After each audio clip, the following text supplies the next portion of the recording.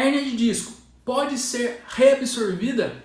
Eu já vou te explicar sobre isso. É um tema super interessante. Fica comigo até o final desse vídeo para poder te explicar tudo sobre esse assunto. Mas antes, clica aqui no sininho e também se inscreva no canal. Isso me ajuda muito a continuar gravando vídeos para você. Bom, vamos lá.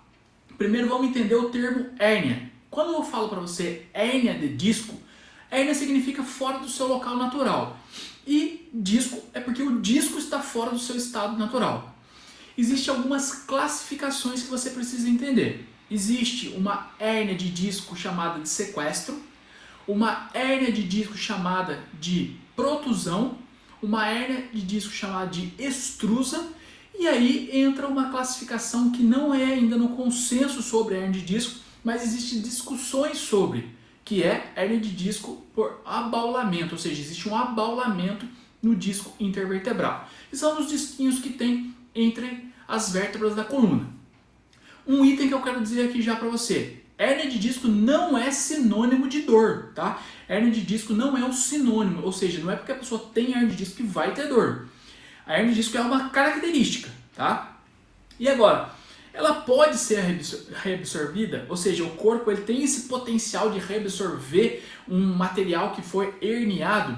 A resposta é sim, existem essas condições. E eu vou te explicar com detalhes. Por que acontece essa reabsorção?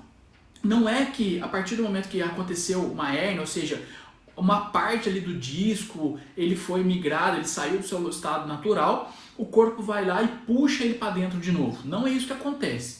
O que nós sabemos é o seguinte, que existe alguns componentes do nosso corpo chamados de macrófagos. E os macrófagos dão conta desse recado, ou seja, esse material que foi herniado, existe um estímulo intenso de macrófagos que eles vão lá degredir. É como se fosse aquele joguinho do Pac-Man, aquele come. É como se os Pac-Mans, ou seja, os macrófagos, fosse lá e degradasse o material herniado. Então é isso que acontece. Por conta desses macrófagos, o material que é herniado, ele se torna ali, some, desaparece, justamente por conta disso. Não é que ele volta para dentro. Isso é um ponto-chave. Agora existe uma outra relação. Quais são os números que nós temos? Olha que interessante.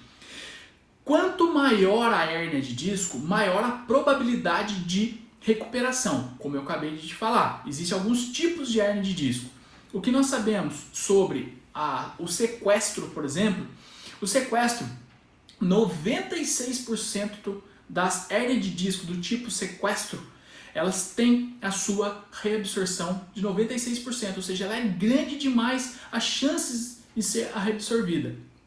Outro ponto, quando nós temos as extrusões nós temos uma média de 70% de regeneração de forma espontânea. As protusões, uma média de 40%.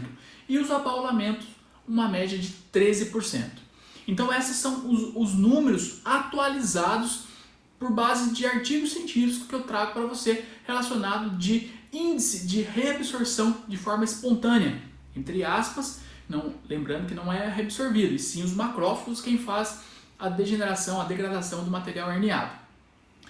E aí entra um ponto também muito interessante. Não é porque o paciente ele apresenta uma hérnia que ele vai ter dor, e também não significa que quanto maior a hérnia, maior a dor, ou quanto menor a hérnia, menor a dor. Isso não faz o mínimo sentido a partir do momento que nós conseguimos entender que a dor ela é multifatorial, não necessariamente é por conta de alguma coisa pressionando ou beliscando lá.